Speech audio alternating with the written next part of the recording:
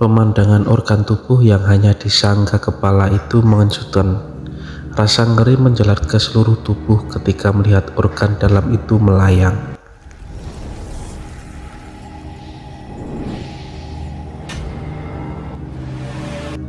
Kembali lagi di cerita mistis. Kali ini saya akan membagikan cerita nyata dari Faisal Saiful Mustafa, misteri kuyang di kota Cimahi. Sebelum ke ceritanya, dukung channel kami dengan cara like, comment, share, dan subscribe.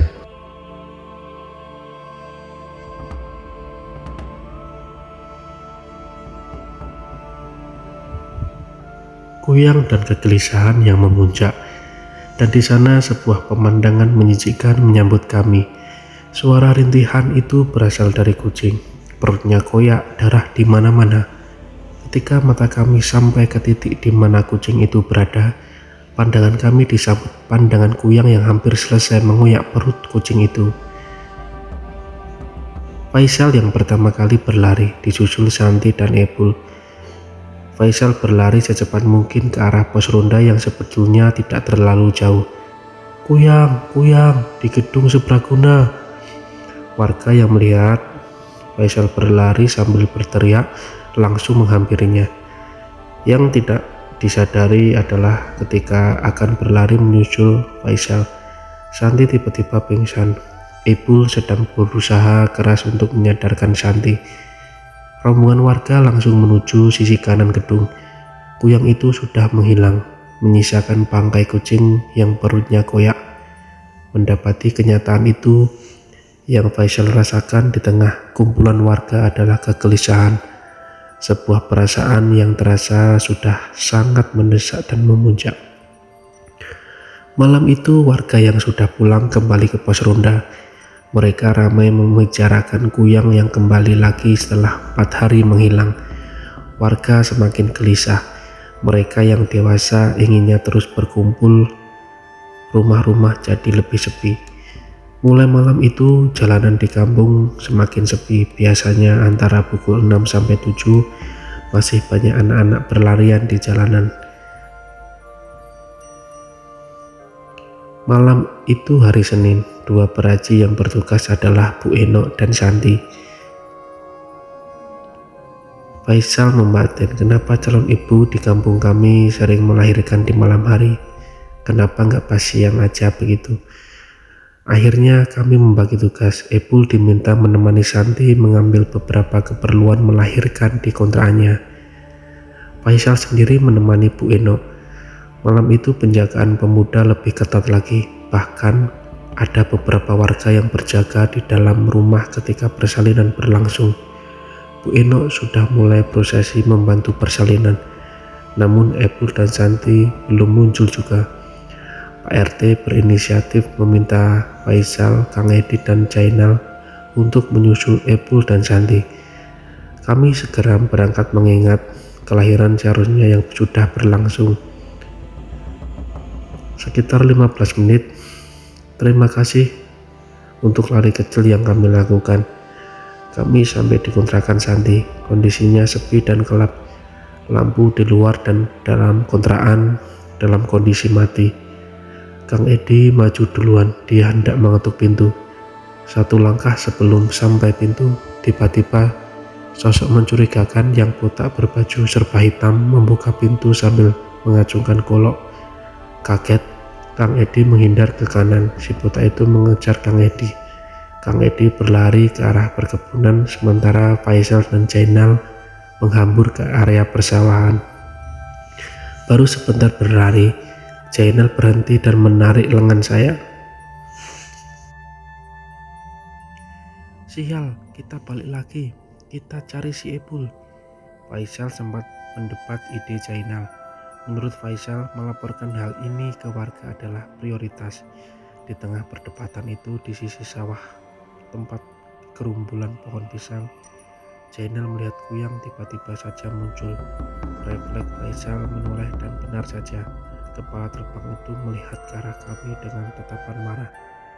Kekagetan kedua terjadi ketika kepala itu memiliki wajah yang kami kenali. Santi, kuyang itu melayang dengan gerakan yang agak lambat. Tiba-tiba saja dia berteriak, "Ulah ngaganggu bisi di daharku aing." Faisal mematung. Sementara itu di sisi Faisal, Jainal menangis. Iya, laki-laki dewasa itu menangis setelah mendengar ancaman dari kuyang itu.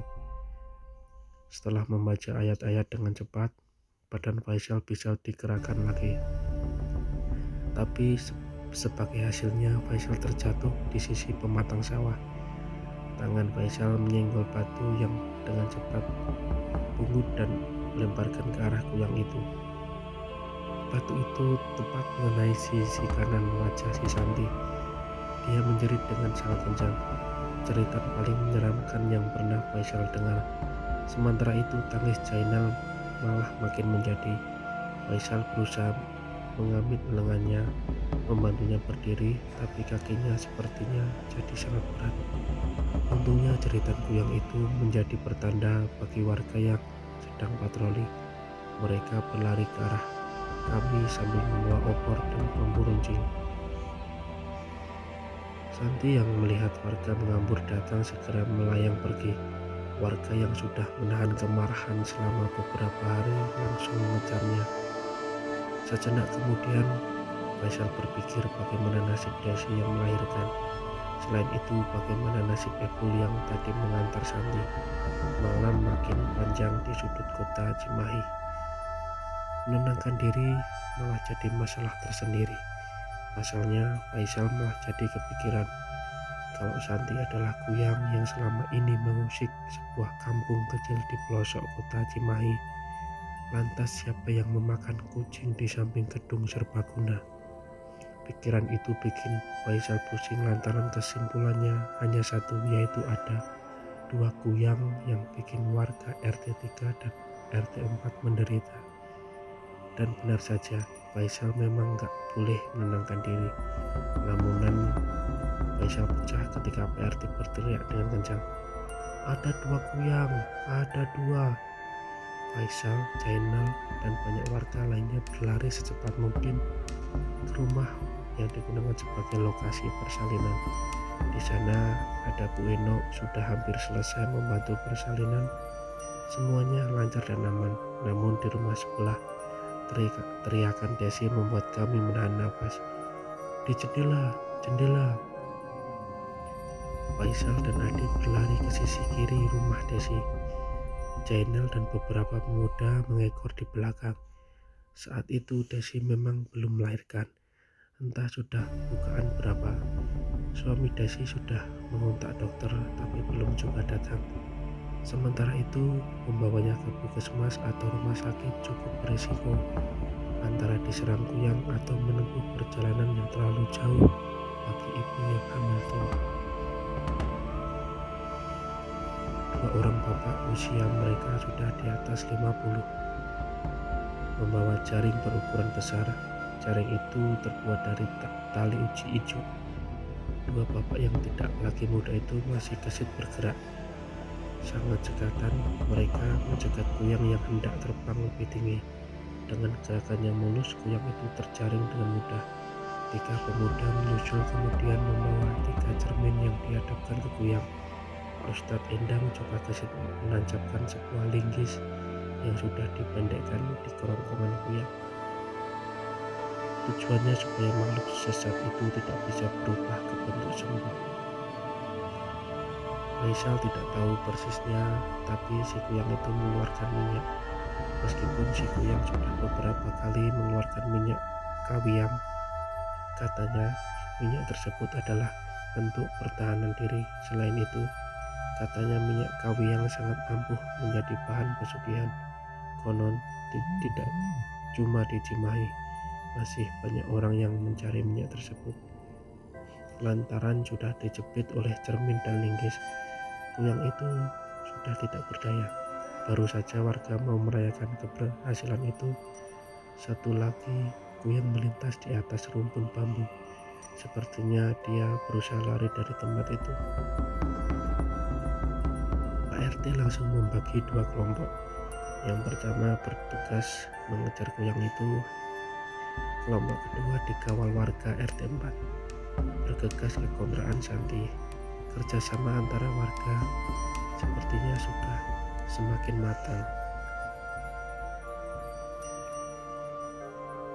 Tanpa komando lebih jauh, warga membagi sendiri kelompok tersebut dan melaksanakannya tugasnya. Faisal dan bapak pemuda lainnya termasuk 3 teman dari Faisal ikut dalam kelompok ketiga, yaitu menemani Pak Ustadz yang sedang menjinakkan kuyang itu. Rasa takut sudah agak luntur, kini diganti rasa penasaran yang sangat kuat. Faisal memberanikan diri melihat wajah kuyang itu dengan baik. Dia mengeluarkan suara rintihan yang justru menyeramkan karena suara itu berasal dari kepala dengan organ dalam yang menjuntai. Setelah Faisal amati dengan jelas wajah si kuyang, sebuah kebenaran menghantam. Butuh beberapa detik untuk memproses kenyataan itu. Astaga, ternyata kuyang itu adalah si Santi. Sampai jumpa di cerita mistis selanjutnya. Jangan lupa dukung channel kami dengan cara like, komen, share, dan subscribe. Serah.